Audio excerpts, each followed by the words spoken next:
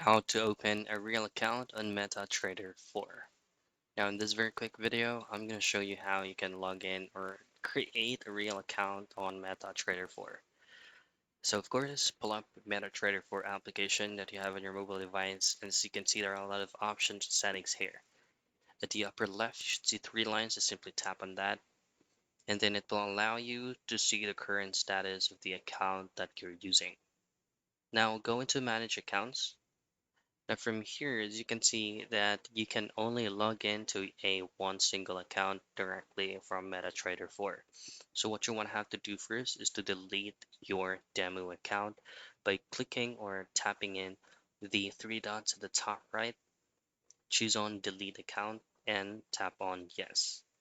Now in here, you can go ahead now and choose on add trading account. From here, you can go ahead and log in into an existing account, but you're gonna have to manually type in the broker that you use.